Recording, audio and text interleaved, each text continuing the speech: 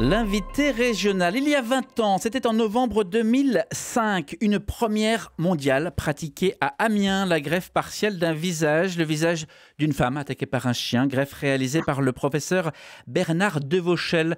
Bonjour Bernard Devauchel.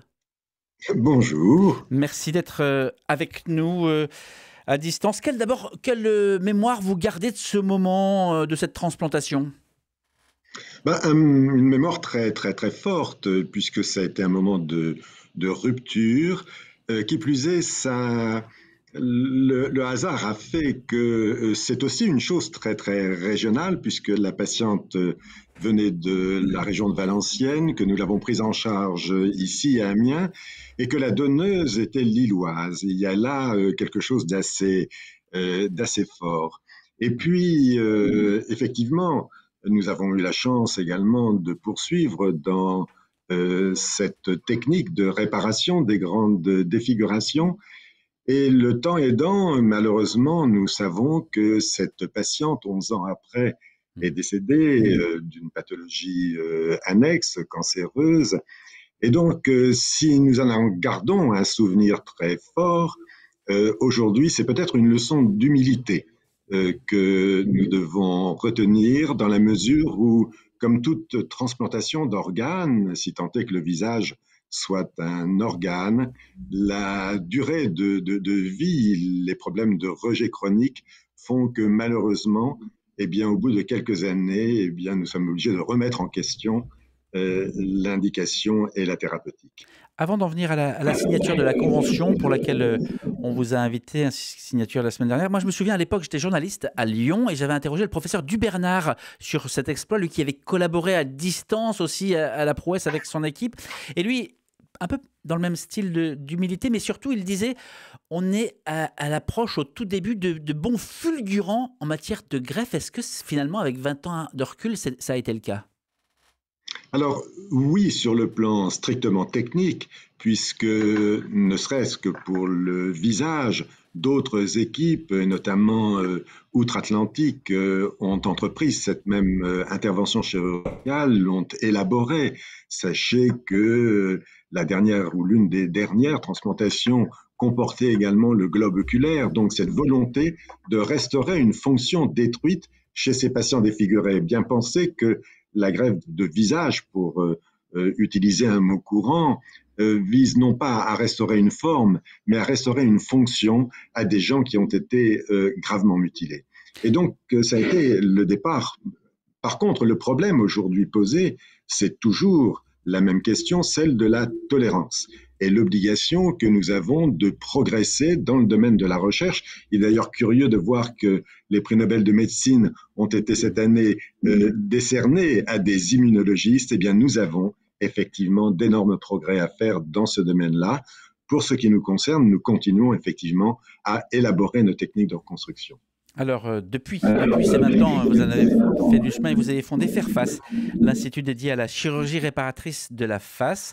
Et vous venez de signer une convention avec la fondation Gueule Cassée. D'abord, de quoi il s'agit ? Bien, l'histoire des gueules cassées est une histoire ancienne, puisque l'histoire des gueules cassées débute en 1921, après le premier conflit mondial, avec la création d'une association qui était destinée à aider les soldats qui avaient été victimes de graves délabrements au niveau du visage.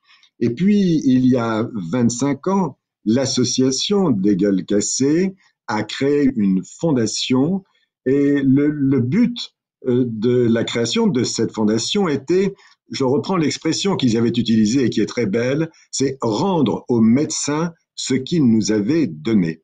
Autrement dit, le but de cette fondation est d'aider à la recherche médicale. Et chaque année, un comité scientifique se réunit et fait des propositions d'aide sur des projets spécifiques de recherche. Et ce sont des sommes importantes qui sont allouées à la recherche médicale. Et puis, tout particulièrement, nous avons eu la chance, pour un certain nombre de raisons, et parce que nous les connaissons depuis fort longtemps, de nouer un partenariat spécifique entre l'Institut, qui est de notre création, et la Fondation des Gueules Cassées, qui nous aide sur des projets précis de recherche. Parmi les annonces, les nouveautés, il y a une plateforme, hein, unique au monde pour redonner des expressions au visage. Est-ce à ce point compliqué l'expression du visage? Qu'est-ce qui est complexe dans le mouvement du visage? Eh bien, je pense que effectivement, rien n'est plus complexe que d'expliquer, de comprendre ce que peut être un sourire, la traduction d'une émotion dans son visage.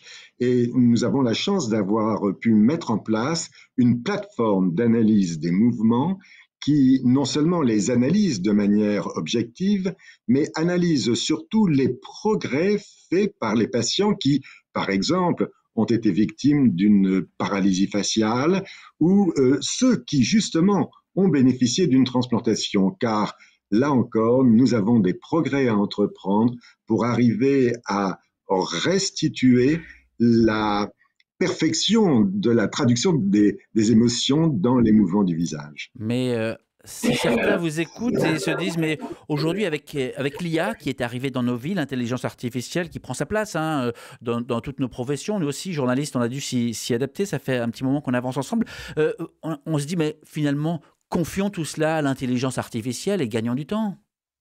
Attendez, l'intelligence artificielle ne se substitue pas au geste de réparation. Elle nous permet de mieux faire des analyses rétrospectives à partir d'un certain nombre de données pour pouvoir effectivement améliorer nos gestes. Il n'en reste pas moins que pour ce qui relève de l'acte chirurgical de réparation, nous en sommes encore, n'est-ce pas, à une dimension, j'allais presque dire artisanale, manuelle. Dans le mot chirurgien, étymologiquement, il y a le mot main.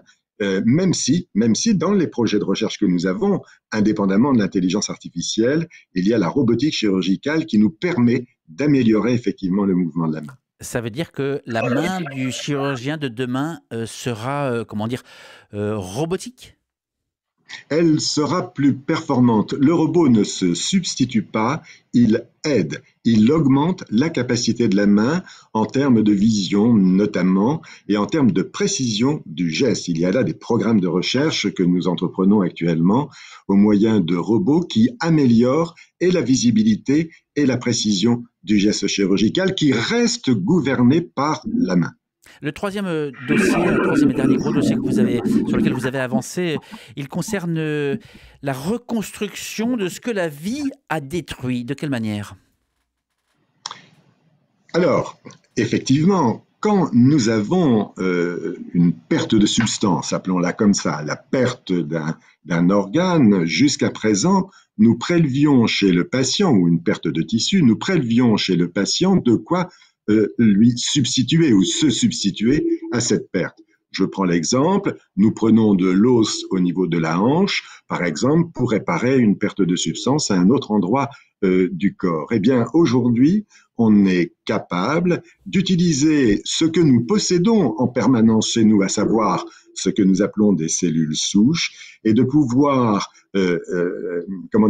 les développer dans nos laboratoires de recherche, les faire se différencier dans certains types de cellules pour pouvoir recréer des tissus et éviter effectivement de faire ces prélèvements sur le patient. C'est ce qu'on appelle du terme ingénierie tissulaire, comment effectivement passer d'une chirurgie reconstructrice à une chirurgie qui serait régénératrice à partir de nos propres cellules. Professeur de Vauchel, qui finance finalement la recherche dont vous parlez, les travaux que vous évoquez à l'instant? Parce qu'on entend régulièrement dire que les chercheurs s'en vont parce qu'il n'y a plus de financement pour la recherche.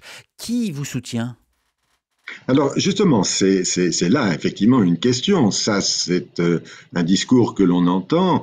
Il y a des choix politiques qui sont faits à différents niveaux d'ailleurs. Ça peut être au niveau régional, nous le vivons avec la région des Hauts-de-France. Ça peut être au niveau national. Il y a eu notamment, et ça a été d'ailleurs le point de départ de la création d'instituts, ce qu'on a appelé les investissements d'avenir. Il y a le mécénat, il y a également à l'échelle européenne des programmes de recherche qui sont financés et il y a effectivement des partenariats spécifiques que nous avons. Alors tout cela passe bien évidemment par les liens qu'il peut y avoir par exemple entre le ministère de l'enseignement supérieur et de la recherche qui va nous aider à travers nos propres universités pour développer et alimenter les travaux de recherche dans nos équipes de recherche. Alors j'ose vous poser une question sur l'impact, l'incidence d'une situation politique un peu trouble, par exemple celle qu'on vit en ce moment, et sur des travaux aussi de recherche. Est-ce qu'on peut lier les deux? Est-ce qu'il y a un impact direct ou au contraire le temps est différent?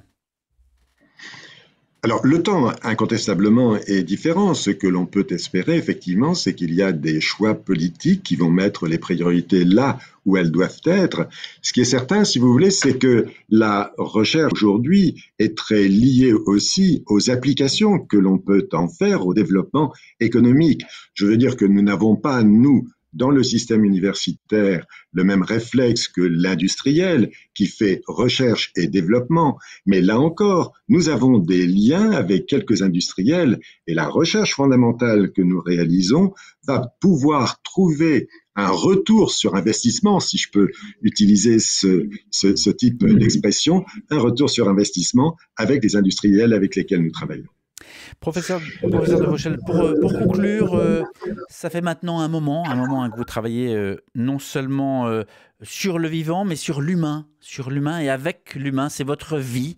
Qu'est-ce que ça vous aura appris de majeur, de fondamental, de travailler sur et avec l'humain, ce qui n'est tout de même pas anodin? Alors, vous avez raison d'insister sur ce point-là. Eh bien, justement, et c'est un petit peu la caractéristique de notre propre équipe de recherche et peut-être du fait de s'intéresser ou plutôt de s'impliquer dans la restauration des visages. Cela nous a mis en situation à la fois de porter un regard sur l'histoire, un regard sur la philosophie et également un regard sur le comportement. Et ça fait partie également de l'un des buts de l'Institut Fairfax, c'est comment peut-on éduquer le regard que nous portons sur l'autre. Alors, je ne vais pas effectivement revenir sur ce que les philosophes ont développé, mais incontestablement, il y a là un devoir à la fois de tolérance, d'apprentissage de la tolérance et de penser, de regarder peut-être au-delà de la forme du visage pour véritablement rentrer en relation avec l'autre. Vous n'avez pas répondu à ma question parce que là, vous avez dit votre équipe, mais vous, professeur? Ah, ça a totalement changé, mais ce n'est pas à moi de le dire, c'est aux patients que je prends en charge. Est-ce que le regard que je porte sur eux et est-ce que la prise en compte effectivement de la dimension, j'allais dire, humaine et même peut-être un petit peu au-delà, eh bien, c'est effectivement ce que j'ai peut-être retenu de plus important dans ma longue carrière de chirurgien reconstructeur. Merci beaucoup d'avoir pris le temps de répondre à nos questions sur RCF Hauts-de-France, professeur Bernard Devauchel. Et puis cet entretien va être à retrouver sur la page YouTube d'RCF Hauts-de-France. Je vous dis merci. Merci beaucoup.